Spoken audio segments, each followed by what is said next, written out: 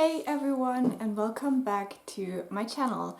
So today I want to wrap up my series reading in 2023. This is not something that I have ever done before, but I thought it might be interesting to take a look at the series that I have started, continued, or finished this year.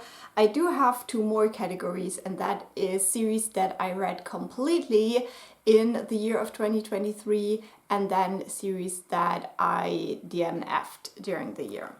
I know I say this year for both 2023 and 2024, which is probably the most confusing thing you will watch on my channel this year. We'll see. So let's get started with the series that I started this year, and it was 8, so that is quite a bit and more than I expected. So let's quickly go through them. First of all, I read the first book, Harlem Shuffle. That is going to be a series. I think the series name is The Main Character, which I don't remember. But there is a second book out now that I could continue with, and this is by Colson Whitehead, one of my favorite authors. This I have not officially DNF'd because I do have access to the second book through my library, but it's not a very high priority to me. Then I finished the series that is Priory of the Orange Tree. I know this series has its own name as well. This is by Samantha Shannon. I read the first book, but last year there was a prequel coming out that I haven't read yet. So this I could potentially read this year as well. We'll see about that. It's a pretty big one. Then I started the comic series Heartstopper by Alice Oseman. I read the first 2 volumes and I watched the first 2 seasons on Netflix.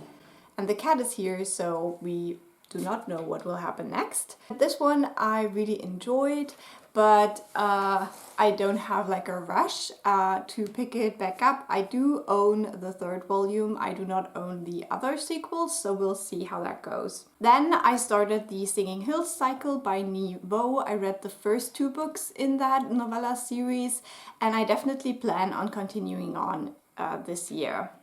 Now that I've just packed everything away, did I mention The Dead Gin Universe by B. Jelly Clark? I did start that as well. So if I did not mention it, I will cut this clip in and you will be confused.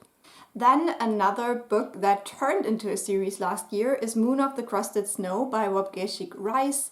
This also has a sequel now, and this is also not a very high priority. I think it is more of a fall book, just from the vibes, so we'll see when I get to it. Then I read God Killer, which is also the first book in a series by Hannah Kaner, and the second book will be out this year, so I could continue on with it sometime this year, and I do plan to do that. And then if we talk about like bigger scopes, I started reading the Cosmere books by Brandon Sanderson.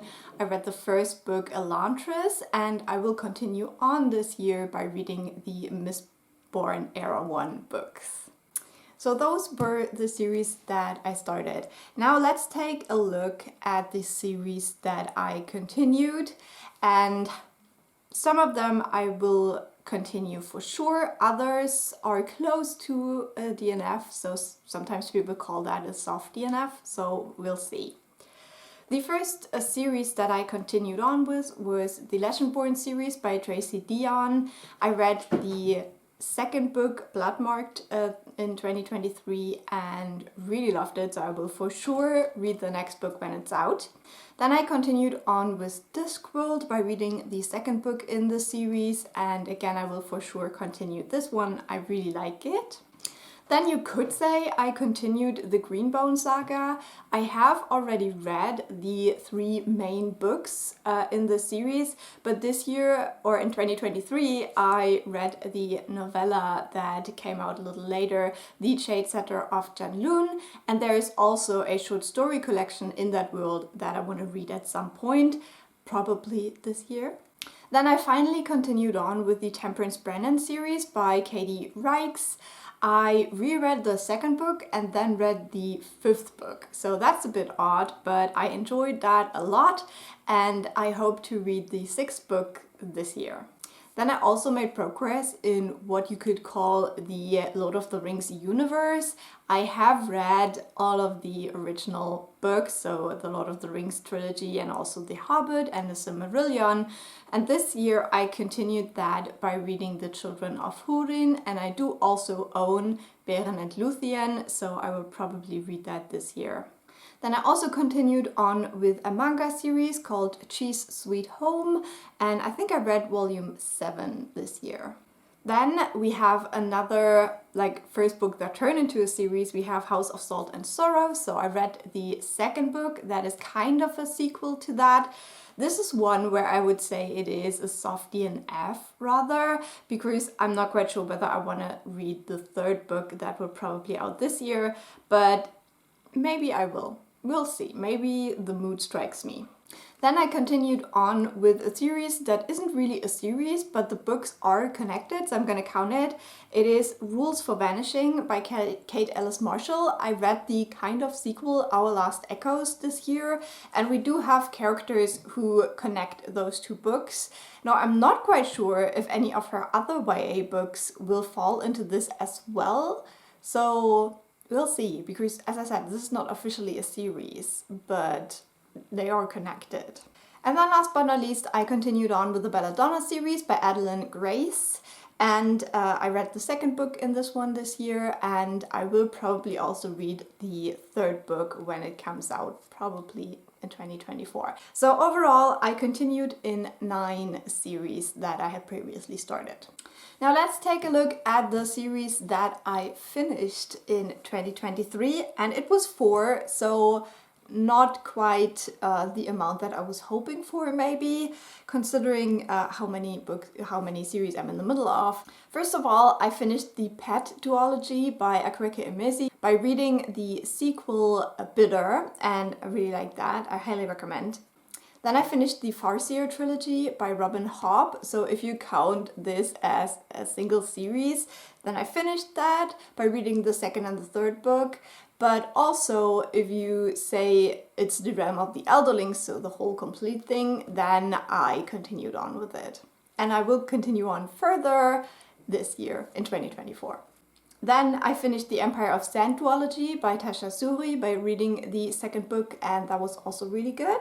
And last but not least, this one I'm not quite sure whether it is finished, because again, it is not quite an official series, but that would be the Firekeeper's Daughter books by Angeline Boulley. So I read the second book, which is a sequel to Firekeeper's Daughter, but it is set very far into the future and you could read them as standalones. So again, not quite like a formal series, I would say.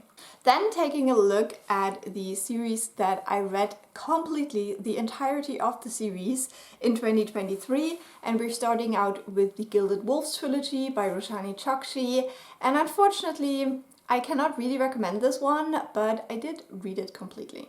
Then the next one was the Dandelion Dynasty, probably my biggest reading achievement of 2023 by Ken Liu, and I would highly recommend this one. It's amazing.